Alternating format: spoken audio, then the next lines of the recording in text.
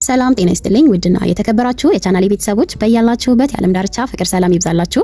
ጂአር ካፕሎችን የማያቅ አለ ለማለት ይከብደኛል። አብዛኛው የሶሻል ሚዲያ ተጠቃሚ ጂአር ካፕልስ በሚል የሶሻል ሚዲያ መጠሪያ ስማቸው የሚታወቁትን እነዚህን ጥንዶች አላውቅም እንዳትሉ ካላወቃችሁ ገብታችሁ ሰርች አድርጋችሁ እዩዋቸው። እጅግ በጣም የሚያምር ህይወት የሚኖሩ የሚያስቀና ማንም ሰው ቢኖር የሚመኘውን አይነት ህይወት የሚኖሩ ደስ የሚሉ ጥንዶች ናቸው። አልተጋቡም፣ ፍቅረኛሞች ናቸው። ነገር ግን አንድ ላይ ነው የሚኖሩት። መተሳሰባቸው፣ ፍቅራቸው እጅግ በጣም ነው የሚያስቀናው።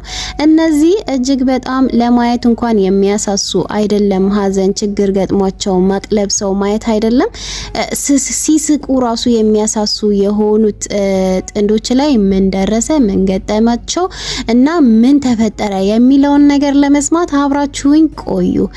እነዚህ ሁለቱ ጥንዶች ሶሻል ሚዲያ ላይ በብዛት ይታወቃሉ። እኔ ማቃቸው በነገራችን ላይ በመልካም ስራቸው ነው። አብዛኛው ጊዜ ቪዲዮአቸው ሲደርሰኝ የነበረው አርደው ምስኪኖችን ሲያበሉ፣ በእውነት ነው ምላችሁ በሬዎችን እያረዱ የተለያዩ ትልልቅ ድግሶችን እየደገሱ ልክ እንደ ውጭ ሀገር እንዳሉት አሁን ለምሳሌ ውጭ ሀገር አይታችሁ ከሆነ ምግብ እየሰሩ ቴካዌ ያደርጉና ውጭ ላይ የወጡ ጎዳና ተዳዳሪዎች እንዲሁም ደግሞ ለኔ ቢጤዎች ምናምን ነገር ምግብ ሲያከፋፍሉ አያለው። ትልልቅ ሀገራቶች፣ ሀብታም ሀገራቶች ይሄንን ነገር ያየሁት ለመጀመሪያ ጊዜ ኢትዮጵያ ውስጥ በእነዚህ ነው።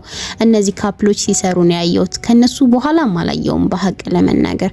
ብቸኛ ናቸውም ለማለት ተገድጃለሁ። የምታቋቸው እናንተ ከነሱ ውጪ እንደዚህ አይነት ነገር ሲሰሩ ምግብ እየሰሩ ቴካዌ ያደረጉ እያወጡ ጎዳና ተዳዳሪዎችን እንደሚያበሉ እንዲሁም ደግሞ የኔ ቢጤዎችን እንደሚመግቡ የምታቁ ሰዎች ካሉ ኮሜንት ላይ ብጽፉልኝና ገብቼ ባይ ደስ ይለኛል።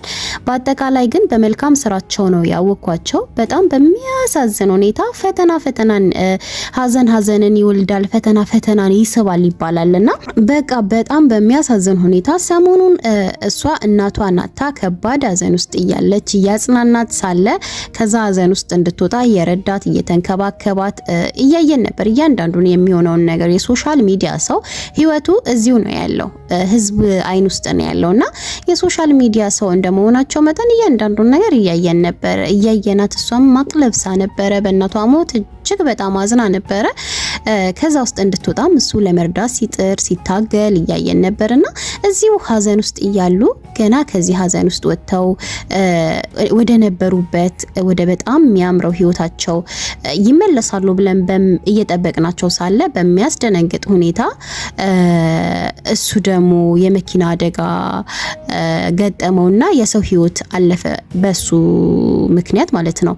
ያው ዞሮ አደጋ ነው። በእርግጥ ግን ያው እሱ እየነዳ ነው የመኪና አደጋ ሰውን ገጭቶ ያ ሰው ደግሞ ህይወቱ አለፈ። በጣም በከባድ የእርዳታ ላይ በሕክምና እርዳታ ላይ ያለ ነው እንግዲህ ያው ፈጣሪ አልፈቀደውም እና ይህ ሰው ሞተ።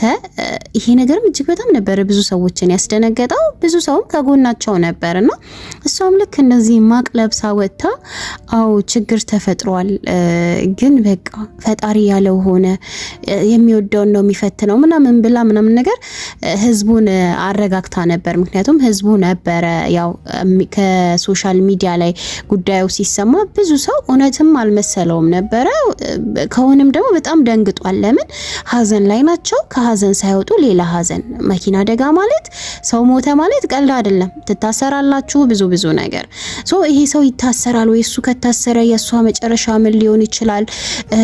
ገና አልወለዱ አልተጋቡ ምን ያህል አመት ሊፈረድበት ይችላል ምናምን የሚለው ነገር በእውነት እንደ ቤተሰብ እንደ ወዳጅ እኔንም ጨምሮ ብዙ ሰውን አስጨንቋል። እንደ ሴት አሁን አንድ ወንድ ታስሮ ሴት ልጅ እድሜ የሚባል ነገር 20-30 አመት ቢፈረድበት የሰው ህይወት አይደለ? ትፈራላችሁ፣ ትደነግጣላችሁ። ከዛስ የሷ መጨረሻ ምንድነው የሚሆነው? መለያየት ነው የሚመጣው ወይስ ሌላ አማራጭ ይኖራል? ምናምን በጣም ብዙ ነገር ሰው እየተጨነቀ ነበርና እዚህ መሀል ላይ ያለ አሁን ትናንትና ደግሞ ወጣ ከጎኔ ለነበራችሁ በሙሉ ስጨነቅ ለተጨነቃችሁ፣ ለረዳችሁኝ፣ ለጽናናችሁኝ በሙሉ እጅግ በጣም አድርጌ አመሰግናለሁኝ። ቤብ ብላ ነው የምጠራው።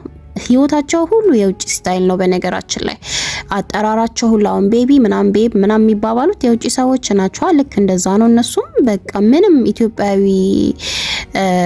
እንትን አይደለም። አብዛኛው የውጭ ስታይል ነው የሚኖሩት። በቃ እንዴት ልንገራችሁ፣ ቅብጥ ያለ ህይወት ነው የሚኖሩትና አዎ የመኪና አደጋ ተፈጥሮ ነበረ። በከባድ ሕክምና ውስጥ ቆይቶ ማትረፍ አልቻልንም። ከዚህ ዓለም በሞት ተለይቷል አደጋው የደረሰበት ሰው። ስለዚህ ጉዳዩ በሽምግልና አልቆ ቤብ ተፈቷል፣ ፍቅረኛዋ ማለቷ ነው ተፈቷልና ወደ ቤቱ ተመልሷል። አብሮኝ ቪዲዮ እንዳይሰራ እሱ ከባድ የሆነ ያው ያስጨንቃል፣ ያስደነግጣል እና ከባድ የሆነ የስነ ልቦና ቀውስ ውስጥ ስለገባ መስራት አልቻለም። ስለዚህ ከጎኔ ለነበራችሁ በሙሉ በጣም አመሰግናለሁ። በሽምግልና አልቋል። የሟች ቤተሰቦችም ያው ፈጣሪ ያጽናቸው፣ ፈጣሪ ያጽናቸው፣ በጣም እናመሰግናለን ምናምን ብላ የሟች ቤተሰቦችንም ስታመሰግን ነበረ። ምን ተፈጥሮ ነው? እንዴት ነው ሰው ገሎ ሰው ሞቶባቸው ይሄንን ነገር ይቅር ብለው ተፈቷል የሚባለው በ3 በ4 ቀን ውስጥ? በጣም ብዙ ጥያቄ ሰው ውስጥ ሊፈጠር ይችላል። በነገራችን ላይ ኢትዮጵያ ውስጥ ብዙ ልበቀና ሰዎች አሉ።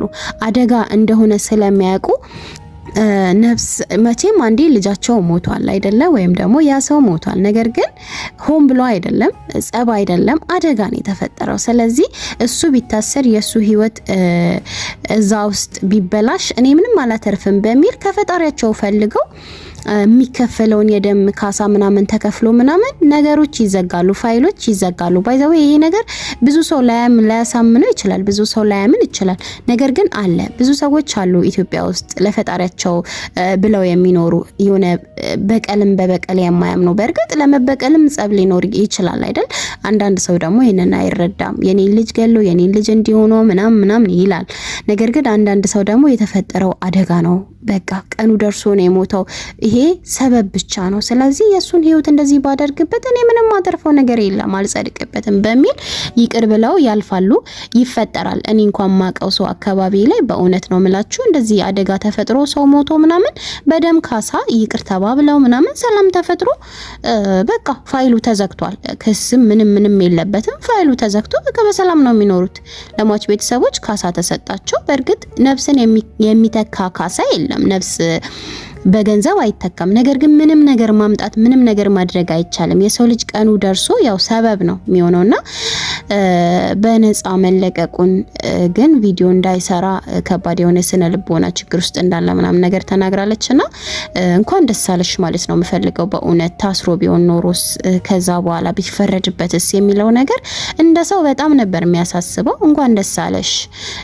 ለሟች ቤተሰቦችን ፈጣሪ ጽናቱን ይስጣቸው። በእውነት በጣም የሚደነቅ ንጹህ ልብ ያላቸው ሰዎች ናቸው። የሚገርም ይቅርታ የሚገርም ምህረት ነው ያደረጉትና በጣም ነው የሚመሰገኑት። በእውነት በጣም ነው የምናመሰግነው። የነዚህ ወጣቶች ህይወት እንዳይበላሽ ይቅር ብላችሁ ይሁን ብላችሁ በሰላም በእርቅ ለመፍታት ስለሞከራችሁ በጣም የሚደነቅ ነገር ነው።